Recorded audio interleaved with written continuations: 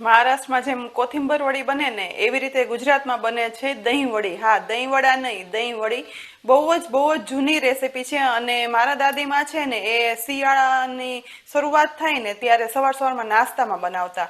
તો આજે બહુ જ વર્ષો જૂની રેસીપી દહીં વડીની હું તમારી સાથે શેર કરું છું.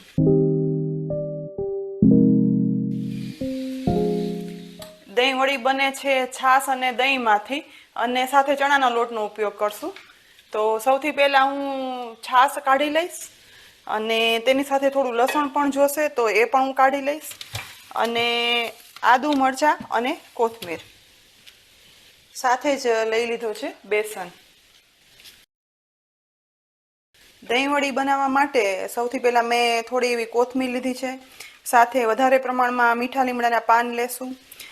2 તીખા લીલા મરચાં લેવાના, પસંદગી પ્રમાણે મરચાં લઈ શકાય, તીખાશ જેટલી જોતી હોય એટલી. અને 1 મીડિયમ સાઇઝની ડુંગળી લીધી છે. સાથે 4 થી 5 કળી છે લસણ લઈશું. આને આપણે ઝીણું સમારવાનું છે. ડુંગળી લીધી છે એને સૌથી પહેલાં સમારી લેવાની છે. તો ઉપરની જે ડ્રાય છાલ છે એને અલગ કરી લઈશું. ડુંગળીની છાલ ઉખડી ગઈ છે તો સૌથી પહેલાં તેના 2 ટુકડા કરી લઈએ. એ પછી એક ટુકડાને એકદમ ઝીણો સમાર લઈશું.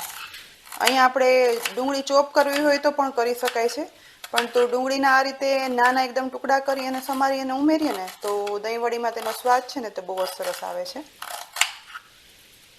જુઓ, એકદમ ઝીણી આપણે સમારવાની છે.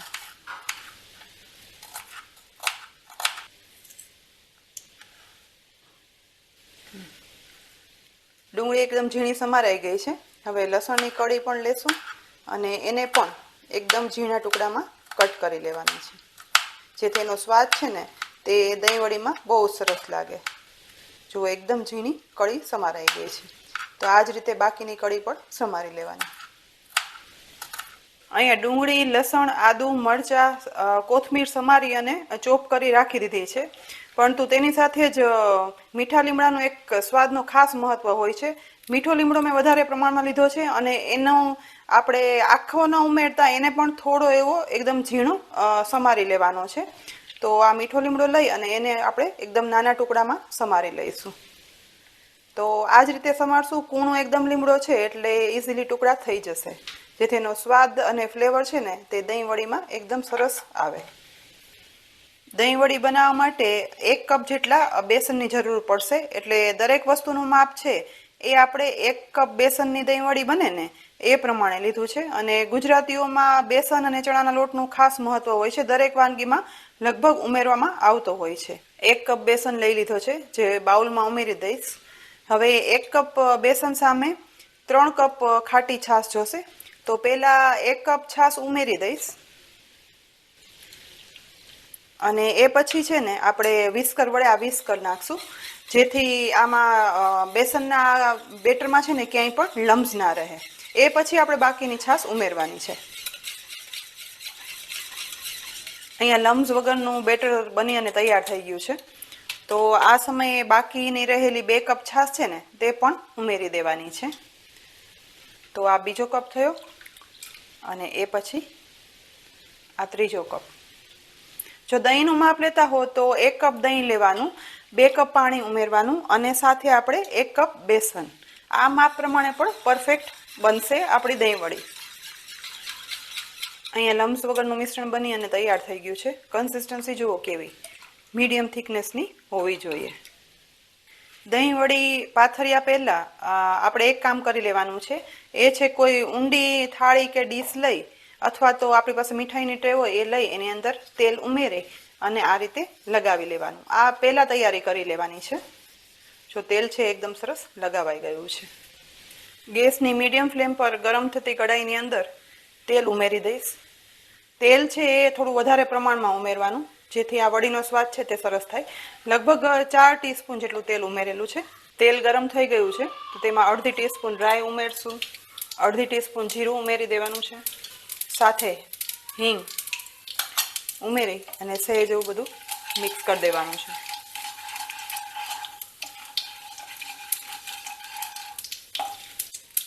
તેલમાં વઘારની સુગંધ આવવા લાગે એટલે લીમડાના પાનના ટુકડા કર્યા હતા એ ઉમેરશું. સાથે લસણના ટુકડા ઉમેરી દઈશું. ચોપ કરેલા મરચાં, ચોપ કરેલું આદું અને સમારેલી ડુંગળી ઉમેરી દેવાની. હવે બધું એકદમ સરસ ગોલ્ડન બ્રાઉન સાતળવાનું છે.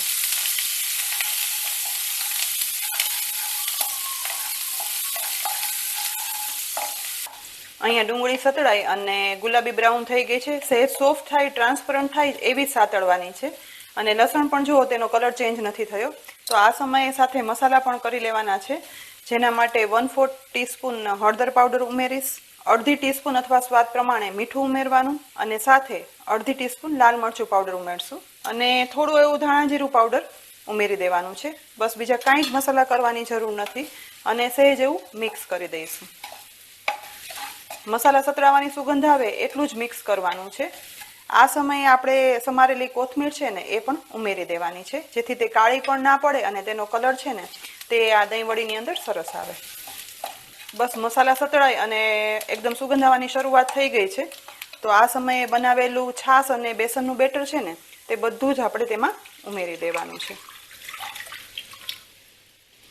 અને હવે ધીરે ધીરે ગેસની લો ફ્લેમ પર એક સાઈડ ચલાવતું જવાનું છે. સતત ચલાવશું.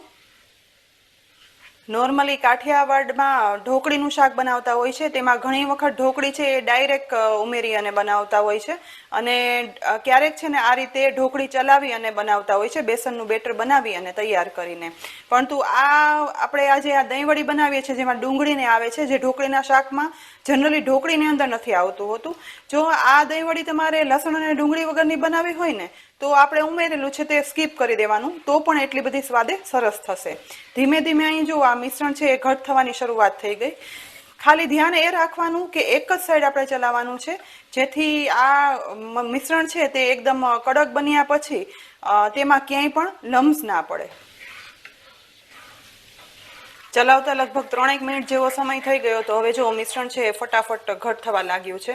તો આ સમયે ચલાવવાની સ્પીડ છે તે એકદમ વધારી દેવાની અને સતત એક બાજુ એ રીતે ચલાવવાનું કે જેથી ક્યાંય પણ નીચે છે તે આ મિશ્રણ છે તે ચીપકી ન જાય અને લમ્સ ના પડે.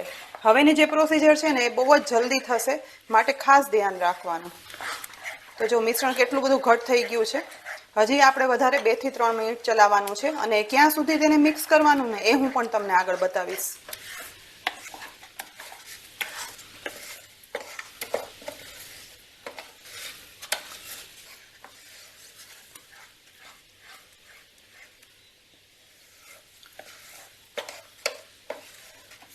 મિશ્રણ ચલાવતા મને લગભગ 6 થી 7 મિનિટ જેવો સમય થયો છે અને હવે આ ચલાવતા નીચે જોઈ શકાય છે કે નીચેની સાઈડથી આ મિશ્રણ છૂટું પડવા લાગ્યું છે.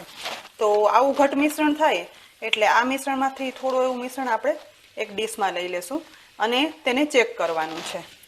મિશ્રણ ઠંડુ થાય છે એ દરમિયાન આ આપણે સતત ચલાવતું જવાનું છે, જેથી તે કડાઈમાં ક્યાંય પણ ચીપકે નહીં. મિશ્રણ છે એ ઠંડુ થઈ જશે ને એટલે પછી તમે હાથમાં લ્યો ને તો આ રીતે જો ગોળી વળી જશે. બસ આવું મિશ્રણ કરવાનું કે જે કોઈ પણ સરફેસ ઉપર રાખો તો તે સરફેસ છોડી દે. દહીં વડી માટેનું જોઈએ તેવું પરફેક્ટ બેટર બની અને તૈયાર થઈ ગયું છે. આ સમયે જુઓ તે ઓટોમેટિક છે તેની કિનારી પણ છોડવા લાગ્યું છે. તો ગેસની ફ્લેમ બંધ કરી તેને લઈ લેશું. બનેલા મિશ્રણને તેલ લગાવેલી થાળીમાં ઉમેરી દેવાનું છે. ગરમ છે ત્યારે ફટાફટ ઉમેરી દેવાનું, નહીં તો તે પછી પાછું ચીપકી જશે. બધું મિશ્રણ છે તે આપણે થાળીમાં ઉમેરી દીધું છે. તો હવે તેને થોડું એવું ફેલાવી દેશું. હવે આ મિશ્રણ ગરમ છે ત્યાં જ આપણે થાળીમાં એને આવી રીતના ફેલાવી દેવાનું છે. મિશ્રણ સરફેસ છોડવા લાગ્યું છે એટલે જલ્દી ચીપકશે પણ નહીં, પરંતુ જ્યારે આમાંથી દહીં વડી બની અને તૈયાર થશે ને તે એકદમ સોફ્ટ અને સરસ બનશે. બસ હવે આ સમયે આ લાકડાનો સ્પેચ્યુલા છે તેમાં પણ મિશ્રણ હવે ચીપકે છે. તો તેના માટે આપણે શું કરશું, આ થોડું ફેલાવી દીધું છે. અહીંયા મેં સ્ટીલનો તવેથો લીધો છે અને એની ઉપર તેલ લગાવી દીધું છે. તો તેનાથી વ્યવસ્થિત રીતે ફેલાવી દેવાનું અને તેલ લગાવેલું હશે એટલે એ ચીપકશે પણ નહીં. બધી બાજુથી એક સરખી સરફેસ પણ નહીં પડે, પરંતુ આ દહીં વડી છે ને એ આવી જ થોડી ઊંચી થોડી નીચી એક સરખી સરફેસ વગરની જ બની અને તૈયાર થાય છે. છતાં પણ આપણે મેક્સિમમ ટ્રાય કરીએ કે તેની સરફેસ છે તે એકદમ સરસ બને. જો અહીંયા આ ફેલાવાઈ ગયું છે, થોડી વાર આને ઠંડુ થવા દેશું. એ દરમિયાન હજી એક ઇન્ગ્રીડિયન્ટ ઉમેરવાનું બાકી છે જે ઉમેરી લઈએ. સફેદ તલ થોડા એવા લેશું અને હવે ઉપરથી આ રીતે એકદમ સરસ સ્પ્રેડ કરી દેવાના છે. સફેદ તલ જેટલા વધારે ઉમેરશો એટલી જ વધારે આ દહીં વડી ખાવામાં મજા આવશે, કારણ કે થોડી એવી ક્રન્ચીનેસ લાગશે. સાથે એકદમ સરસ ટેસ્ટ માટે લાલ મરચું પાવડર પણ સ્પ્રિંકલ કરશું, જેથી લુક પણ સરસ આવે અને ખાવાની પણ મજા આવે. મિશ્રણ સહેજ જ સતપ ગરમ છે ત્યાં જ આ એકવાર આ રીતે પ્રેસ કરી લેશું, જેથી તલ છે ને તે એકદમ સરસ તેમાં બેસી જાય. અને એ પછી મિશ્રણ થોડું ગરમ હોય ને ત્યાં જ તેમાં કટ લગાવી લેવાના.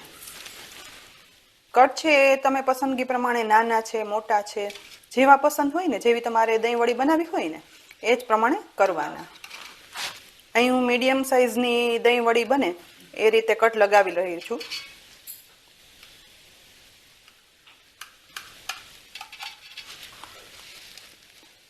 હવે આડા કટ પણ લગાવી દઈશું. આ દહીં વડી છે તે શક્કરપારા જેવી બને તેવા હું કટ લગાવું છું. સહેજ જેવી આ દહીં વડી ઠંડી થઈ ગઈ છે તો તેના આપણે ટુકડા છે તે પણ અલગ કરી લેવાના. ઠંડી થશે ને તો જ એના ટુકડા છે ને તે અલગ થશે અને એકદમ સોફ્ટ દહીં વડી બની અને તૈયાર થશે. ઢોકળી જેવી લાગતી આ દહીં વડી કહેવામાં આવે છે. ઢોકળી જેવું જ કહેવાતું આ ગુજરાતી ફૂડ છે, કાઠિયાવાડી કહી શકો. બહુ જ જૂનું આ આઈટમ છે અને સવારના નાસ્તામાં કે સાંજના નાસ્તામાં ગમે ત્યારે બનાવો ને તો પેટ ભરાઈ જાય, ખાવાની મજા આવે અને એકદમ સોફ્ટ છે. જો અહીં જોઈ શકાય છે.